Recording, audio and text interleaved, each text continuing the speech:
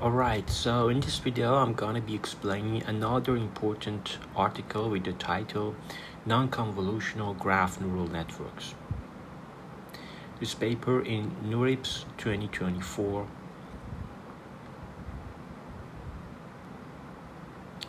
Rethink convolution-based graph neural networks. They characteristically suffer from limited expressiveness, over-smoothing, over-squashing, and require specialized sparse kernels for efficient computation.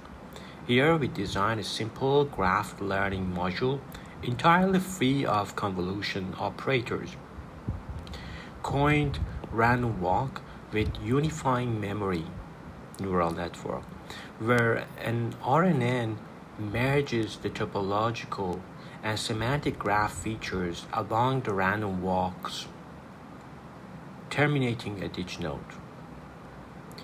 Relating the rich literature on RNN behavior and graph topology, we theoretically show and experimentally verify that RUM attenuates the aforementioned symptoms and is more expressive than the WL isomorphism test. On a variety of node and graph level classification and regression tasks, RUM not only achieves competitive performance, but is also robust, memory efficient, scalable, and faster than the simplest convolutional GNNs.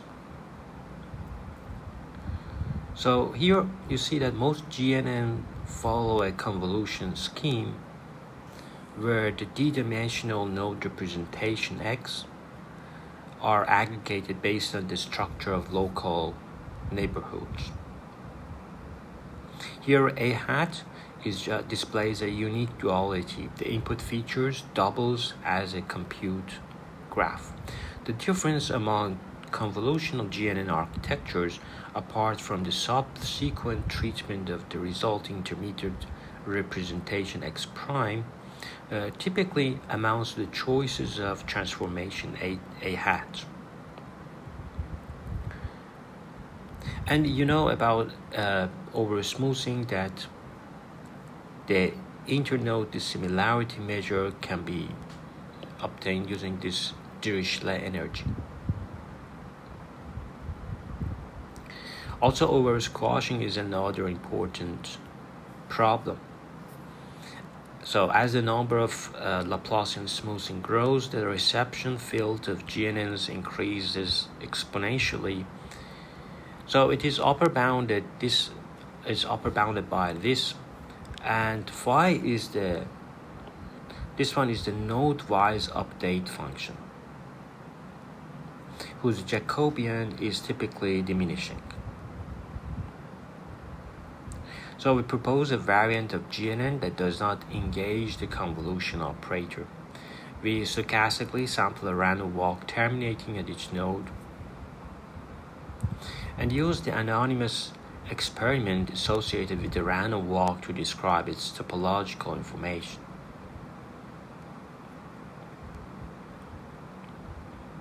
So these are related works. Either this one I explained in the previous video that proposes walk-based representations. Also, there are random walk kernel GNNs, like this reference.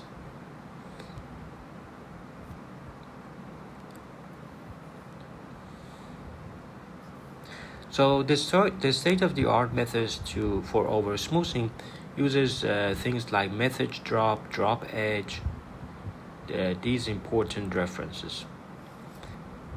Graph rewiring. Of course, graph rewiring can also be used for over-squashing. So all four-step unbiased random walks from 2-degree carbon atom in the chemical graph of polyethylene oxide can be seen here. So we are working on, this is random walks on graphs, and unbiased random walk. Walks originating from or terminating at any given node, and thus can be generated using Markov chain. So we use this algorithm for anonymous experiment. There is another video that I've explained anonymous random walk. So what is the main idea of this paper? You see it in this paragraph that it's a unifying memory combining semantic and topological representations. Given any walk omega, so this omega is a walk. We now have two sequences, omega x of w and omega u of w. So we have two sequences describing the semantic. So wx is semantic features of the walk, and w is the topological features of the walk. And these phi's here are just the RNN.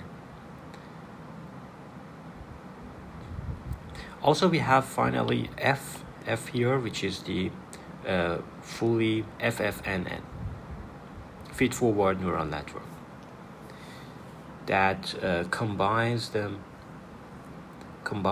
the two features and gives us one representation.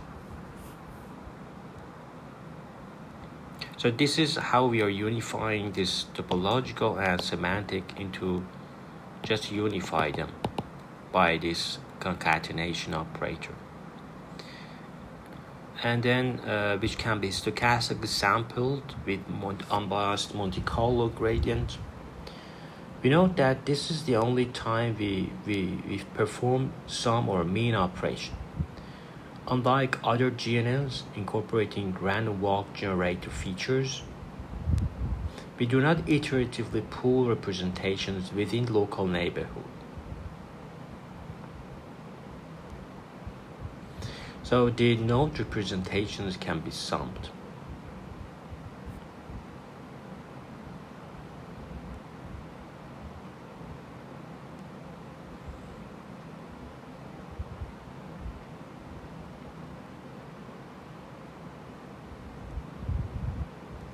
So let's go back and see the node representation. So for each node V, we have a representation. This is the main difference from traditional ways that we gather informations. And so the node representation can be summed. If you want to do graph classification, you need to do some mean pooling in order to have such representations. And that's it. So you see that it can be used for both graph classification like this, or it can be used for node classification like this. Node classification. So the limitation of this paper is that you haven't used bio-inspired tool like message passing. Of course, each random walk is like message passing, but it's not passing any messages. It's just showing we use it for a representation, and all of them are individual. They don't collaborate with each other. There is not just one random walk. There are many random walks starting from all nodes. So the computational complexity is huge.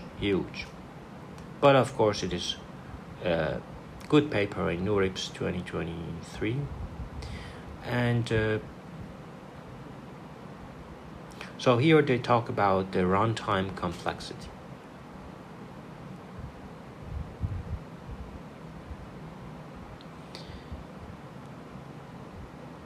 But the computational complexity is also important, and is naturally compatible with mini-batching.